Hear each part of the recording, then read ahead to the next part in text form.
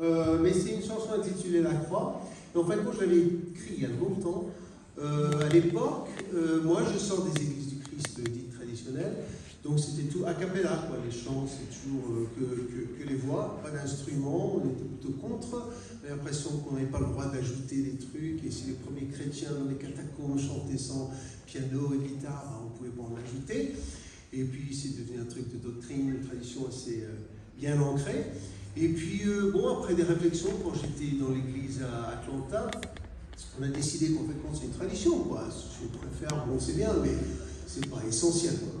Alors, les évangélistes, les dirigeants, ils avaient demandé, bon, peut-être s'il y a des musiciens qui pourraient partager des chants. Et puis un jour, je me suis dit, bon, je vais écrire une chanson. J'ai toujours écrit des chansons. Et puis, pour les guitaristes d'entre vous, un jour, j'avais ma guitare et c'était en Nashville tuning. Vous connaissez le Nashville tuning? C'est-à-dire que toutes les cordes sont aiguës. C'est des cordes comme d'une 12 cordes, mais que les cordes aiguës. Donc, c'est un son particulier. Et puis je jouais un peu, voilà, cette chanson est sortie dans un quart d'heure. Donc là, je suis d'accord avec le fameux prophète Keith Richards des Rolling Stones. Pas prophète du tout, pas croyant du tout. Mais une fois, je l'ai écouté à une interview, il dit, tu sais, en fait, compte, on lui demandait comment il écrivait des chansons et comment il était original. Il dit, tu en fin de compte, c'est pas moi qui écris ces chansons, de temps en temps, elles flottent là-haut, et puis de temps en temps, tu en attrapes une, tu la descends, mais elle ne t'appartient pas à toi. J'ai dit, oh, c'est fou ça. C'est beau. Donc j'avais un peu cette impression, normalement, quand j'écris une chanson, je galère, quoi. Ça, je commence, j'ai la musique tout de suite, et puis après les paroles, 6 mois plus tard, 1 an plus tard, 18 mois plus tard, je finis, et cela, elle est sortie toute seule. Donc je vais la jouer, puis après, peut-être faire un petit commentaire, et j'espère que ça vous encourage.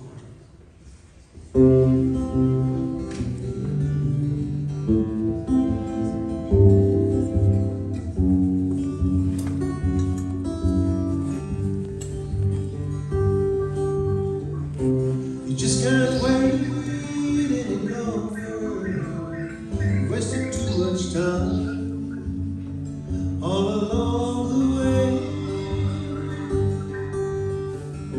You spent a lifetime in searching. You think you'd learn by now. There's no other way. Can't you hear Jesus calling? Can't you hear him plead? Can't you see him bleed?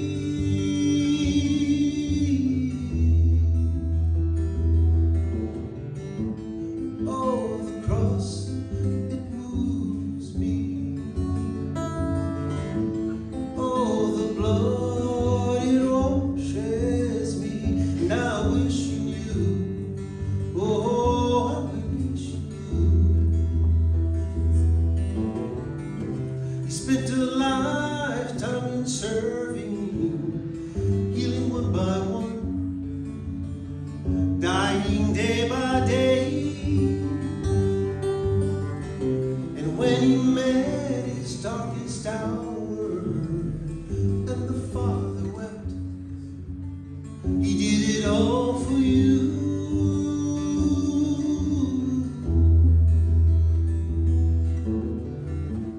Oh, the cross, it moves me. Oh, the blood, it washes me. And I wish you knew. Oh, I wish you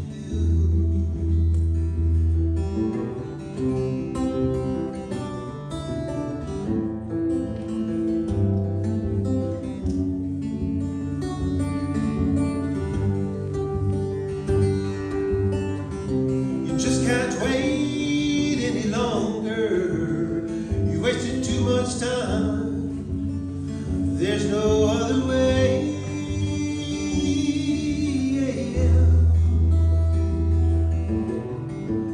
Oh, the cross, will it move you? Oh, the blood, won't you let it wash you? And I wish you knew. Oh, I wish you knew. Oh, the cross,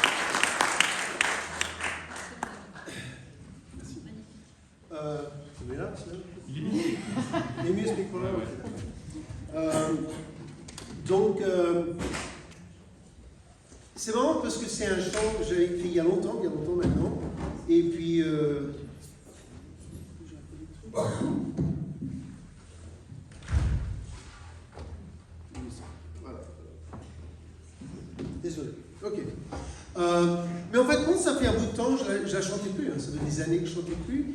Et puis, il y avait un ami, Ali, qui m'a dit, tu peux jouer cette chanson que j'avais entendue. D'accord. Donc je l'ai jouée.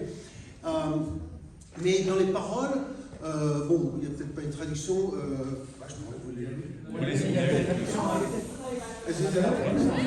En français? En français. Et en ukrainien. Super, tu peux les remettre. Ce qu'on verra, c'est qu'en fin de compte, dans ces paroles, il y a quand même une vision assez individuelle. C'est moi et Jésus, toi et Jésus.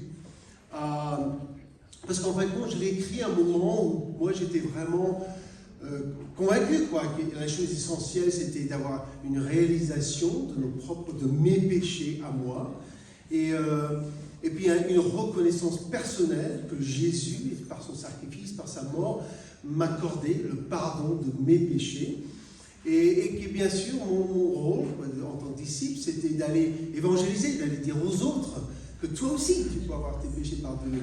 Et je crois que c'est bien juste, hein, ça, mais ça c'est le contexte un peu de la chanson. Et je crois qu'il faut toujours passer au départ par cette compréhension individuelle de la croix, de la vie, de la mort et la résurrection de Jésus.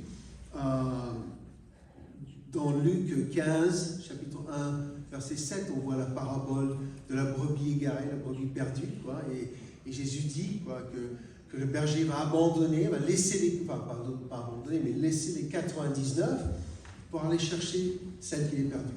Donc c'est sûr, on a une relation avec Dieu qui est personnelle, qui s'intéresse, qui s'implique dans nos vies individuelles. On n'est pas un grand chiffre, un nombre, on est des personnes individuelles avec un vécu individuel. Et Dieu, on voit ça dans le vie de Jésus, c'est des passages très touchants. Par exemple, quand il est sur la route, il est entouré de tous ses disciples, et puis il y a une pauvre femme qui vient, et elle est entourée de tous ses amis, et elle est en deuil parce qu'elle a perdu son fils unique, il est mort. Et Jésus la voit, et il s'arrête, et il lui rend son fils. Il lui rend son fils. Et moi, j'ai toujours aimé ce passage parce qu'il y avait la foule, il y avait des trucs à faire, il y a des enseignements à faire, et puis elle est entourée quand même. Mais Jésus, ça l'intéressait, sa vie. Les Écritures disent qu'il avait c'était en grec, ses entrailles, elles étaient bougées, Il a ressenti de la compassion, et il a été vers elle. Donc, c'est sûr, on a une relation individuelle avec Dieu. C'est Kierkegaard, on va faire de la philosophie, là, j'enseigne ça dans le cours. Kierkegaard qui disait qu'en fait la foi chrétienne, lui il écrivait à l'époque qu'il était un peu désillusionné de cette religion assez tiède et assez conformiste et pas vraiment engagée qu'il voyait autour de lui, surtout chez son père peut-être. Et Kierkegaard avait dit que la foi, en fin de compte, ne nous rassemble pas, elle nous sépare. Elle nous sépare à s'engager d'une manière individuelle avec Dieu. On voit ça en Josué chapitre 24. Merci. Je ne sais pas pourquoi ça veut dire. Sympa, voilà, tu as bien repéré que je galérais.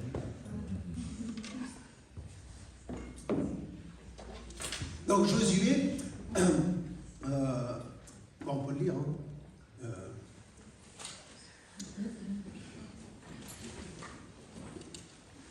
chapitre 24. Je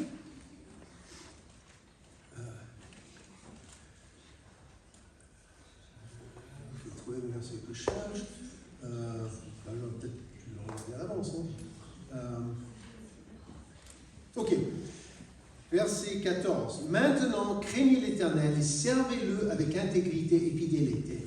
Faites disparaître les dieux que vos ancêtres servaient de l'autre côté de l'Euphrate et en Égypte, et servez l'Éternel. Mais si vous ne trouvez pas bon de servir l'Éternel, choisissez aujourd'hui qui vous voulez servir. Soit les dieux de vos ancêtres, que vos ancêtres servaient de l'autre côté de l'Euphrate, soit les dieux des Amoréens dans le pays désert, desquels vous habitez. Quant à ma famille et moi, nous servirons l'Éternel. Et le peuple répondit, nous n'avons certainement pas la pensée d'abandonner l'Éternel et de servir ses autres dieux. En effet, c'est l'Éternel qui est notre Dieu. C'est lui qui nous a fait sortir d'Égypte, nous et nos pères. de la maison d'esclavage. C'est lui qui a réalisé sous nos yeux ces grands prodiges et qui nous a gardés dans tout le chemin que nous avons parcouru et parmi tous les peuples au milieu desquels nous sommes passés. Il a chassé devant nous les peuples, y compris les Amoréens qui habitaient ce pays. Nous aussi, nous servirons l'Éternel, car c'est lui qui est notre Dieu. Alors on dit, c'est bien, c'est une belle réponse, ça, hein, voilà. Choisissez, et choisissent. Tout est bien. Mais Josué a une drôle de réponse, il dit, ah non, vous ne serez pas capable de servir l'Éternel, car il est un Dieu saint, il est un Dieu jaloux, il ne pardonnera pas vos transgressions et vos péchés. Lorsque vous abandonnerez l'Éternel et vous servirez les dieux étrangers, il se retournera contre vous, il vous fera du mal et il vous fera disparaître après vous avoir fait tant de bien. C'est un peu dur ça. Il se dit, on va servir l'Éternel, mais non, c'est nul. Et le peuple dit à Josué, mais non, car nous servirons l'Éternel. Josué répliqua au peuple, vous êtes témoins contre vous-même que c'est vous qui avez choisi l'Éternel pour le servir. Et ils répondirent, oui, nous en sommes témoins. Mais oui, c'est un texte particulier parce qu'en fin de compte, c'est la réponse qu'on veut. On veut que les personnes choisissent de servir l'Éternel. Et lui dit, non, nous n'allons pas trop vite. Pas si vite, pas si vite. Parce qu'en fin de compte, il ne voulait pas qu'ils suivent dans l'entraînement général. Alors, on va tous le faire. Quoi. Il voulait vraiment qu'ils réfléchissent. Est-ce que vous êtes prêts à le faire? Est-ce que vous vous engagez? Et je crois que c'est cette question individuelle. On ne peut pas s'engager en masse, on doit s'engager individuellement. Un de mes livres préférés par un théologien français, c'est Jacques Ellul, qui avait écrit un très beau livre il y a longtemps, La foi au prix du doute. Et lui, dans ce livre, il compare un peu ce qu'il appelle la foi d'Abraham, la foi de Moïse, la foi authentique, quoi. Et il compare ça à la croyance. Et ça peut être une croyance religieuse, ça peut être une croyance politique, ça peut être une croyance nationaliste. Mais les croyances, il disait que la croyance, tu as toujours besoin d'une foule autour de toi, tu as besoin de grands trucs, parce qu'en fin de compte, c'est creux. Ta foi, c'est dans un truc qui est pas dur. Parce que le nationalisme, les nations, ça vient et ça part, quoi. La religion surface, c'est pas profond. Mais par contre, la foi en Dieu, c'est une foi, Dieu, c'est solide. Hein. Donc cette foi-là, elle peut supporter d'être seule. Et il a remarqué, ça m'a vraiment profondément touché, il racontait qu'en fin de compte, tous les grands hommes de Dieu, ils ont passé, les femmes de Dieu, ont passé des moments dans le désert tout seuls. La foi authentique, il y a un engagement individuel. Donc on voit que Moïse a passé des années dans le désert, avant que Dieu l'appelle, dire maintenant on va libérer mon peuple. On voit qu'Élie, après son grand succès, quoi, sa démonstration du pouvoir de l'Éternel, avec les prophètes, les prêtres de Baal, il s'en va, il va se cacher dans les montagnes, il est tout seul. Quoi. Il désespère d'être si seul. Et puis bien sûr, Jésus a passé 40 jours, Marc nous dit, dans le désert avec les bêtes sauvages, tout seul, quoi. Donc en fin de compte, c'est précisément ces exemples qui nous disent, oui, comme j'avais dit dans cette chanson, inspirée par tout ça d'ailleurs, il faut s'engager individuellement. Et puis peut-être vous en êtes là aujourd'hui, vous vous posez cette question, est-ce que moi je veux m'engager à suivre Jésus? Est-ce que je suis prêt? Ou peut-être vous l'avez fait depuis quelques semaines, quelques mois, quelques années, quelques décennies, les vieux comme moi. Et donc, est-ce que je veux continuer, quoi? Donc, c'est une question individuelle qu'il faut se poser. L'autre chose qu'on verra peut-être dans les paroles, un deuxième thème assez fort, c'est ce que les théologiens vont bien comprendre. C'est une notion de l'expiation des péchés qui est vraiment centrée sur comment dire, c'est en français, je crois que j'ai écrit, c'est la substitution pénale. La substitution pénale. À l'époque, j'étais vraiment là-dedans. Donc, pour expliquer, quand Jésus est mort à la croix, pourquoi il est mort à la croix et comment la croix, ça arrive au pardon du péché. C'est une grande question que l'Église, depuis des siècles, se pose un peu la question. Et quand même, dans les Écritures, on voit différentes images, différentes métaphores peut-être, qui expliquent un peu la chose. Et une de celles, c'est qu'en fin de compte, il est comme une brebis, que nous on a des péchés, nos péchés demandent une punition, une condamnation, une punition, et que lui prend la place. Il devient la brebis, comme dans l'Ancien Testament, qui va prendre les péchés du peuple. Sur lui, on tue la brebis, le peuple est expié, et bon, ça ne dure pas avec une brebis ou une vache, mais avec le Fils de Dieu, ça durait. Donc ça, c'était un modèle. Donc dans cette vision, quoi, il pleure pour moi. Donc dans le chant, on voit ça, je me rappelle, le soir où il meurt, il est seul, il est isolé de son père qui pleure, et ses souffrances, et c'est ça qui m'a inspiré, quoi. Bon, dans la Bible, il y a d'autres métaphores, il y a d'autres images, l'image de la rançon, qu'en fin de compte, on a vendu nos âmes à Satan, et Dieu nous a racheté, et le prix du rachat, c'est le Fils, la mort du Fils. Bon, ça c'est une des images, et il y a des textes qui parlent un peu de ça, il a payé la rançon. L'Église, au départ, je crois que leur vision plutôt, parce que la substitution pénale, ça vient plus tard, hein, au XIIe siècle peut-être, que ça devient le schéma dominant, mais c'était de Christus Victor, ils appelaient ça, que Dieu, en fin de compte, Jésus est mort et ressuscité, et c'est la résurrection qui a cassé la mort, et que c'est pour ça, maintenant que la mort a été vaincue, nos péchés peuvent être pardonnés. Bon, il y a d'autres, le modèle parfait, en fin de compte, sa mort, c'est tout simplement pour nous montrer un modèle à comment résister au mal, comment à vivre d'une manière authentique jusqu'à la mort, et qu'en fin de compte, c'est qu'on s'engage à suivre ça, c'est ça qui nous donne le pardon des péchés par la croix. Enfin bref, on ne va pas faire de la théologie, mais moi j'étais vraiment là-dedans. Et c'est précisément ces deux influences, l'individualisme et l'expiation par substitution pénale, qui m'ont séparé un peu de cette chanson. Je ne m'y retrouvais plus, donc je ne la chantais plus.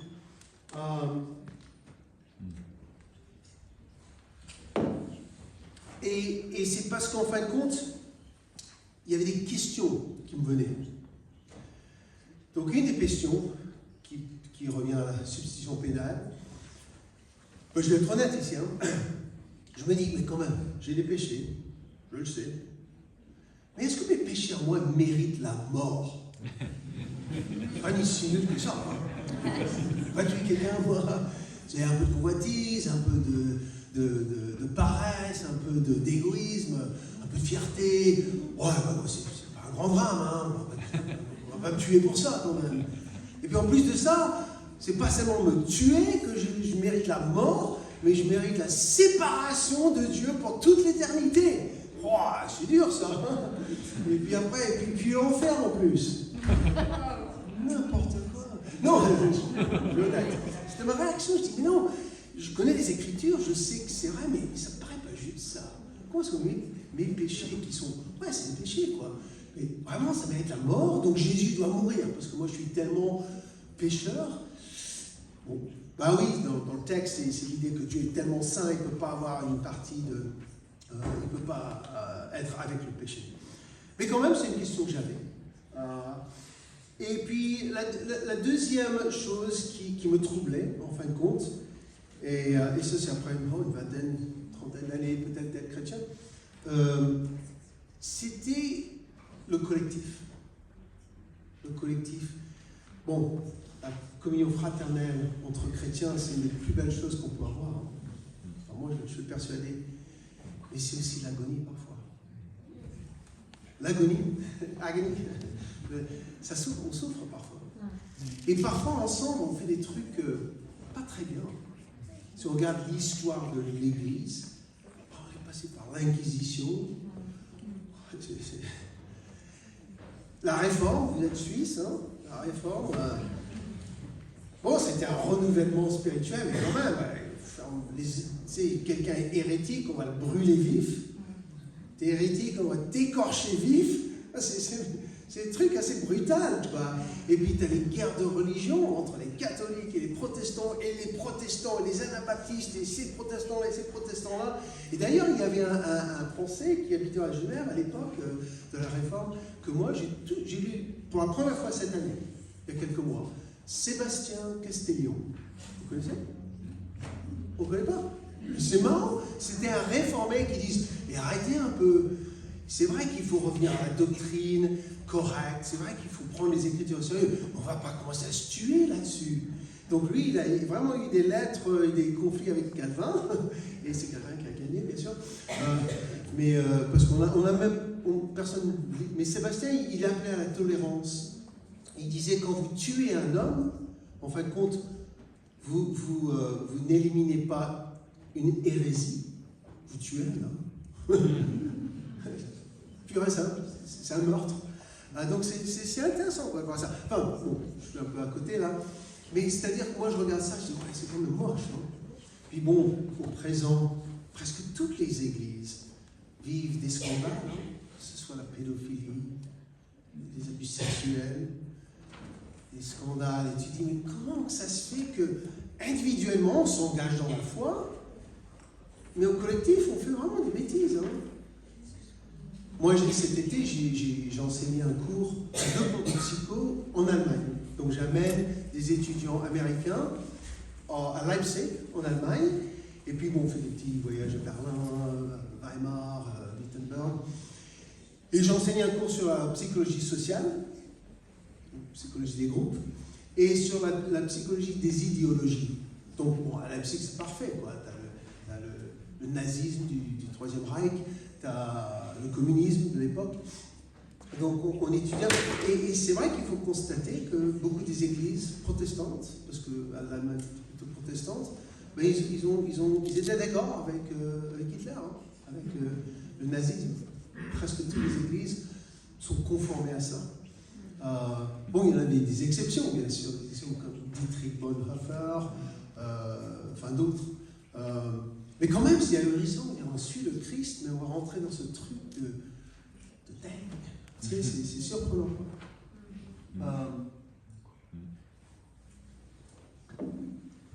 Même dans ma vie, moi, peut-être pour vous aussi, mes plus grandes blessures, moi, ça ne vient pas du monde, hein, c'est pas le monde qui m'a blessé, moi, c'est toujours mes frères. Et puis c'est toujours ça, à la base, on est tous chrétiens, on aime Jésus, mais ensemble, parfois on a des divisions assez dures, des jugements assez sévères, on se sépare en groupe. Moi, j'ai vécu ça de toute ma vie, quoi, de voir des églises on est à peine à 50 et on ne s'entend pas, mais qu'est-ce que c'est que ce truc? Et je me suis rendu compte qu'en fin de compte, et c'est ça que je parle, c'est pas en fin de compte, c'est pas des failures, des échecs individuels. Et alors là, ça commence à m'aider. C'est quelque chose qui se passe au collectif. Qu'individuellement, on ne ferait pas des choses que tout d'un groupe, on le fait. Moi, j'ai un exemple, quand j'étais en colo, j'étais jeune gamin, j'avais 16 ans. On est à la colo, et puis j'étais vraiment engagé dans ma foi à cet âge. Et puis je me rappelle une fois, on était à la colo, et puis bon, on faisait des trucs bien, c'était une colo chrétienne. Et puis un jour, en randonnée, puis on tombe sur un endroit où il y avait des chasseurs qui avaient une petite baraque qui était fermée à clé, mais dedans ils avaient des trucs d'argile. Ça s'appelle comment? Tu sais que tu lances ça dans le thé et tu tires dessus. Des assiettes? Assiettes à la chasse, un truc comme ça. Et puis on arrive là-dessus, puis on était à 5 ou 6 des jeunes gars, tous chrétiens engagés. Puis je sais pas, on est devenus vraiment possédés de démons, je sais pas ce que ça va dire. On a commencé à démonter le truc. On cassait tout. C'était vraiment une heure de folie, quoi. Et puis après, on rentre à la colo, puis tout tranquille, et puis t'as un des chasseurs qui vient vers le directeur de la colo, monsieur, les jeunes, ils ont carrément détruit notre truc. Et puis il vient nous voir, il nous regarde, et je me rappelle encore de son regard, mais qu'est-ce que vous avez vu? Mais je croyais que je vous connaissais.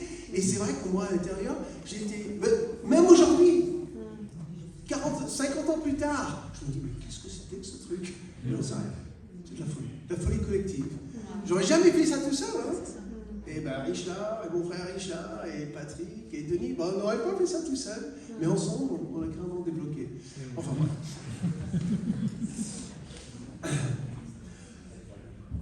Et alors là, ce qui m'aide, quoi, c'est de voir, en fin de compte, on va faire un passage et je reviens là-dessus. Donc le passage, c'est une note, c'est mal écrit, non? Qu'est-ce qu'il y a écrit ces notes? Enfin, je crois que c'est le deuxième. Colossiens. Pardon, je me perds ici dans mes notes. Je cherche le passage. Ah.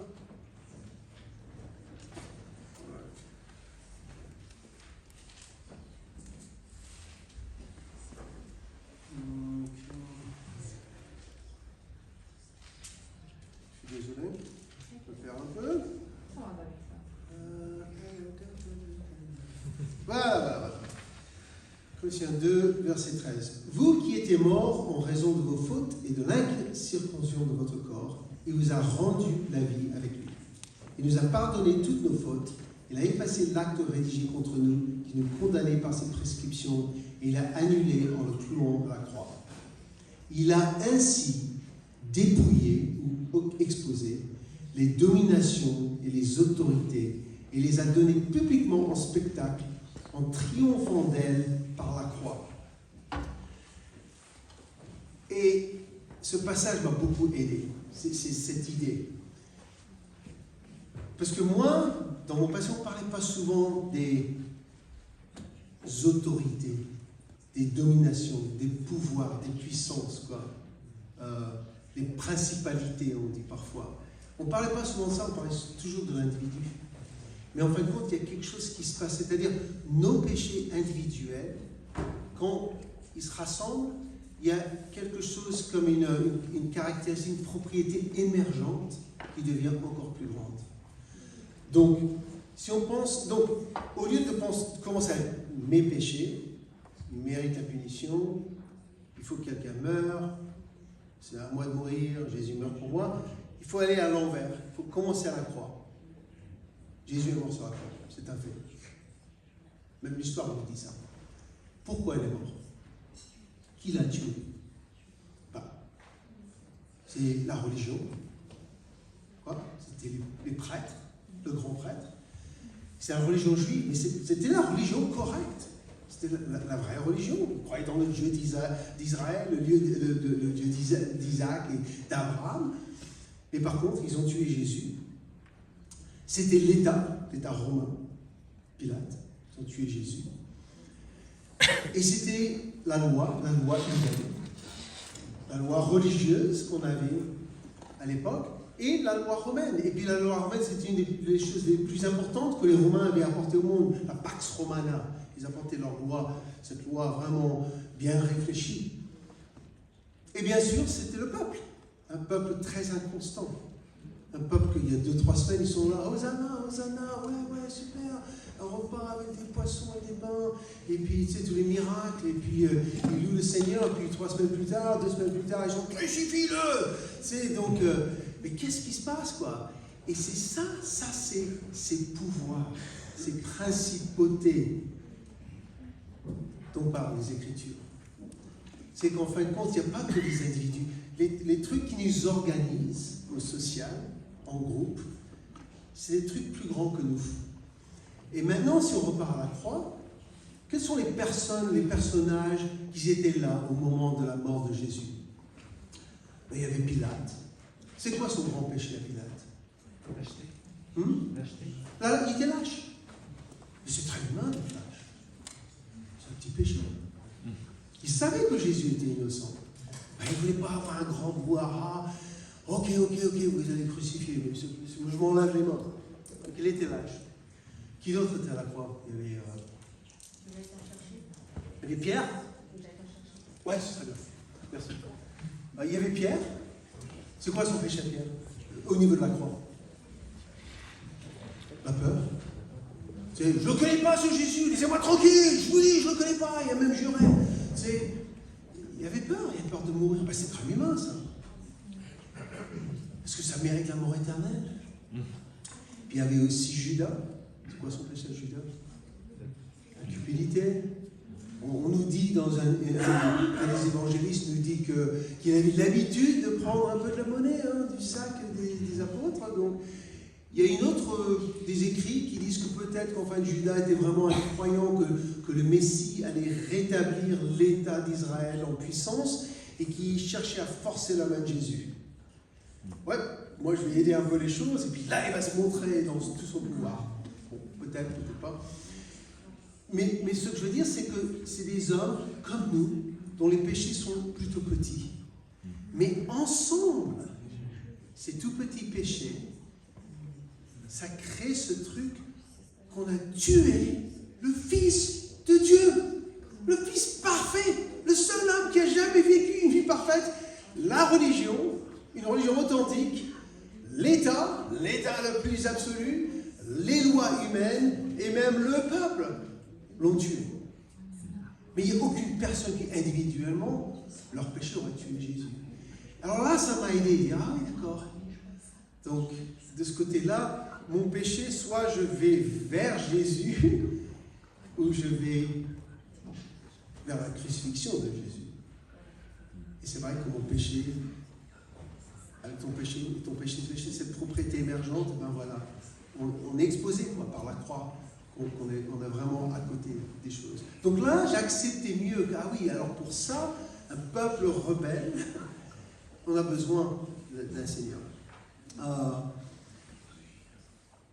Et donc ça m'aide du côté, aussi ça m'a aidé du côté du collectif, qu'en fin de compte, ben oui, on peut se... Je ne sais pas si je peux te la donner, je suis désolée de t'interrompre, mais on vient de me dire que depuis 5 jours, que l'eau à Genève n'est pas... C'est réglé.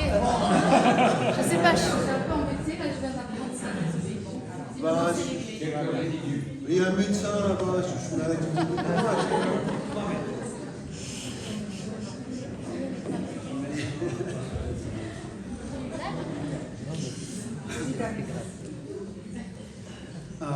Donc ça aide quoi, en fin de compte, c'est vrai qu'au niveau collectif, on peut être vraiment... Donc pourquoi c'est important tout ça? Ben moi ça m'a beaucoup aidé dans ma vie chrétienne de me rendre compte que quand on pense à la repentance et quand on pense à suivre le Seigneur, il faut qu'on pense à 2 niveaux. Un premier niveau, c'est personnel. Est-ce que moi je vais me repentir de mes péchés, les confesser, demander pardon et suivre Jésus individuellement? Mais c'est pas assez. Et c'est pour ça que dans nos églises, parfois, on a des problèmes. On se dit, mais qu'est-ce qu'on fait les mêmes bêtises que le monde? Et il faut aussi qu'on devienne plus sage, wise, plus, comment dire, cautious, plus prudent, quant à cet effet collectif. Que comme quand j'étais gamin, individuellement, bah, j'étais vraiment engagé. Moi, j'étais vraiment un bon adolescent. Hein. Je ne fais pas de la drogue, je ne fais pas d'alcool, je ne couchais pas avec les filles. J'étais vraiment, je prenais le Seigneur en sérieux. Mais d'un coup, je me suis mis avec 6 autres gamins et on détruit une baraque. Et il faut qu'on se rende compte que parfois au collectif, il y a des forces plus grandes que nous individuellement. Souvent, la force, c'est le nous contre eux. Nous, on est mieux qu'eux. Ça, c'est basique, quoi. C'est très primitif parmi les humains. Et il y a des trucs comme ça, et je ne dis pas que je comprends tout sur les principautés, mais il y a quelque chose de plus grand, et il faut qu'on soit conscient de ça. Donc ça veut dire qu'en tant qu'assemblée, on doit pouvoir de temps en temps réfléchir ensemble, pas seulement individuellement. Et dire, alors là, ce qu'on fait, ça va où? Il faut le faire au niveau individuel. Ma vie, comment je la gère, où est-ce que ça va aboutir? Est-ce que ça va faire plaisir à Jésus? Est-ce que ça ressemble à Jésus? Mais aussi en tant qu'assemblée. Et je crois que parfois, si on a des divisions, par exemple, il va falloir dire, écoute, c'est vrai qu'on n'est pas d'accord là-dessus, mais si on reste divisé, et on se divise là-dessus, par exemple, ben, on devient un peu comme le monde. On n'a rien à apporter au monde. Donc on a cette question, on ne sait pas comment s'en sortir, mais il faut que je continue. Il y a un théologien que j'aime beaucoup, anglican, N.T. Wright, une fois, il a dit quelque chose de très, très profond. Il m'a dit, et je ne vais pas dire moi, on parle tout le temps. Non, d'ailleurs, j'ai fait une conférence, c'était très sympa. Mais enfin, voilà. Dans son livre, il dit,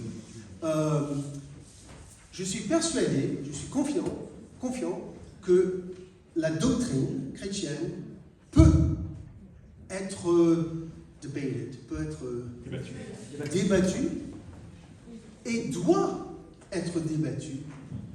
Et même parfois avec vigueur, mais en tant que frère. Tu sais pourquoi faire ça? Parce que je me rends compte que si moi et Jordan, on a une différence de théologie, si je ne fais pas gaffe, tout d'un coup, tu as ce truc des principautés qui s'infiltrent et on se détruit. Pas individuellement, mais notre corps. Et maintenant notre témoignage collectif, pas par la fenêtre. Mon témoignage individuel, il reste intact. Ah, ben moi je suis un roi de vrai, pas lui. Hein. Moi je suis fidèle, pas lui. Mais notre témoignage collectif, donc vous aussi utilisez que nous dans le monde. On le perd. Donc vous voyez ce que je veux dire? Il faut, et je suis persuadé même que la première partie individuelle, elle est nécessaire pour la deuxième. Donc moi, quand j'étais jeune, je pensais que je dois être pur au niveau de la sexualité, parce que voilà, c'est être pur, c'est être comme Jésus, voilà. Et maintenant, je me rends compte, non, il faut être pur, il faut reprendre des passés, parce que ça, c'est comme ça, tu te prépares à faire le vrai travail du royaume. Vous voyez ce que je veux dire? Être pur, c'est pas le travail. Être pur, c'est être préparé à faire le travail. Comment est-ce que je peux être comme Jésus? On voit la vie de Jésus.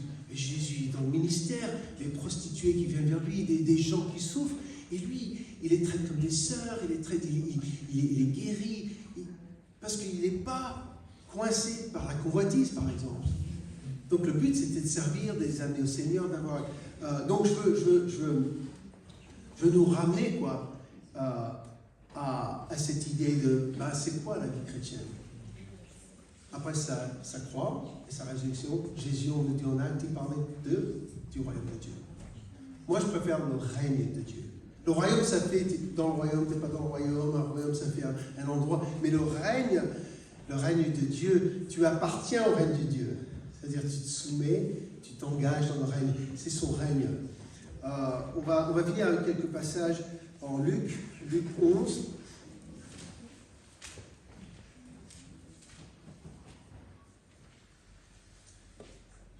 Jésus priait un jour dans un certain endroit, et quand il finit, un de ses disciples lui dit « Seigneur, enseigne-nous à prier, tout comme Jean l'a enseigné à ses disciples. » Il leur dit quand vous priez, dites... non, c'est pas celui que je voulais, pardon. Luc 18, celui-là c'est le deuxième que je voulais. Luc 18. Jésus leur dit une parabole pour montrer qu'il devait toujours prier, sans se décourager. Il dit « Il y avait dans une ville un juge qui ne craignait pas Dieu et qui n'avait d'égard pour personne. Il y avait aussi dans cette ville une veuve qui venait lui dire « Rends-moi justice contre ma partie adverse. » Pendant longtemps, il refusa. Mais ensuite, il se dit « Même si je ne crains pas Dieu et n'ai d'égard pour personne, puisque cette veuve me fatigue, je vais lui rendre justice, afin qu'elle ne vienne pas sans cesse me déranger. » Le Seigneur ajouta « Écoutez ce que dit le juge injuste. Et Dieu ne fera-t-il pas justice à ceux qu'il a choisis et qui crient à lui jour et nuit? Les fera-t-il attendre? Je vous le dis, il fera rapidement justice. Mais quand le Fils de l'homme viendra, trouvera-t-il la foi sur la terre? » Encore un autre passage particulier. C'est quand même une drôle d'histoire. Comment prier? Prie sans cesse. Il fait embêter Dieu. Si on embête assez, il va répondre. Non, mais c'est vrai, hein, c'est un drôle d'exemple. Moi, ça m'a toujours choqué ce passage. Je dis, mais qu'est-ce que c'est que ce truc? Donc, j'ai un cancer, je veux être guéri, je prie une fois. Ah ben non. Je prie 10 fois. Non. Je prie 100 fois. Oh. Ok, 200 fois. On s'approche. Ok, 500 fois. Ok, d'accord, je te parle, je te guéris. Mais c'est bizarre, quoi, quel genre de père ferait ça? Il faut supplier un peu plus, hein. Vous n'avez jamais pensé ça? J'ai pas prié assez, j'aurais prié une fois de plus, ça aurait marché, j'aurais eu un boulot. Mais en fin de compte, si on regarde le contexte, chapitre 17, il ne parle pas de ça. On est venu lui demander quand vient le royaume de Dieu. Quand vient le règne de Dieu. Et il va commencer à discuter avec les pharisiens et les disciples du royaume de Dieu. Donc il nous parle d'une certaine sorte de prière. La prière que nous tous, au collectif et individuellement, il nous faut prier. C'est la venue du règne de Dieu. Ouais. Alors là, on repart à Luc 11 ou Matthieu, si on veut.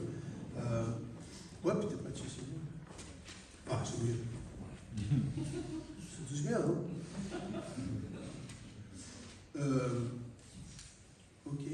Matthieu 6, c'est où? Mais où la prière du Seigneur, vous savez? Hein? Non, ça c'est Luc. Matthieu 6, ouais. Matthieu 6, mais je vois à peine ici. Ok. Verset 9. Verset 9, merci. Ouais, on prêche ensemble, c'est super. Voici donc comment vous devez prier. Notre Père céleste, que la sainteté de ton nom soit respectée, que ton règne vienne et que ta volonté soit faite sur la terre comme au ciel. Donne-nous aujourd'hui notre pain quotidien, pardonne-nous nos offenses, comme nous aussi nous pardonnons à ceux qui nous ont offensés. Ne nous expose pas à la tentation, mais délivre-nous du mal. Car c'est à toi qu'appartiennent, dans tous les siècles, le règne, la puissance et la gloire. Amen. Donc, cette prière incessante, cette prière qu'il faut prier 10, 100, 200, 500, 1000 fois tous les jours, c'est cette prière-là. Que ton règne vienne. Que ta volonté soit faite ici-bas, comme elle est là-haut. Ah, ça, c'est le règne de Dieu. C'est ce qu'on attend. Et ça, c'est vrai, il faut continuer à prier parce que aucun d'entre nous n'a le pouvoir de faire, de réaliser le royaume de Dieu. On peut se soumettre à son règne, on peut voir où son règne est déjà présent, parce qu'il est présent. Mais ça, il faut prier tous les jours pour même le voir. Donc, si on parle de l'unité chrétienne, ce n'est pas nous de forger l'unité chrétienne, c'est nous d'ouvrir nos yeux et de voir où lui, il a déjà créé. C'est lui, il règne déjà. Ou pas.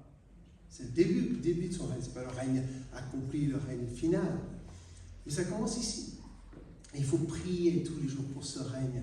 Et donc la croix, oui, mes péchés individuels sont pardonnés, mais la croix nous rappelle que collectivement, on dit, écoute, on sait que nous, tous nos petits péchés individuels ensemble, ça devient une force cosmique, une force, c'est plus grande que nous tous. Et qu'en fin de compte, cette force, notre meilleurs efforts, au niveau de la loi, de l'État, te tue. Et on confesse ça. Mais par contre, on prie pour ton règne. Et comme Jésus parlait du royaume de Dieu, du royaume de Dieu, du royaume de Dieu, il faut qu'on n'abandonne jamais. Donc moi, je pense à la croix maintenant, et ici pour la communion, on va se préparer à prendre le pain, boire le vin, qui représente son corps et son sang. Oui, c'est bien de se rappeler qu'il est mort pour moi, individuellement. Mais il est mort parce que, même quand nous, individuellement, on se repentit tous, il y a encore des trucs qui ne marchent pas, dans le collectif. On a besoin qu'il nous montre son royaume, que dans sa miséricorde, dans sa justice, dans son exemple, il nous ramène à ce règne de Dieu. Et quand on prend ça, on prie que ta volonté soit faite sur terre, comme elle est dans les cieux. Amen.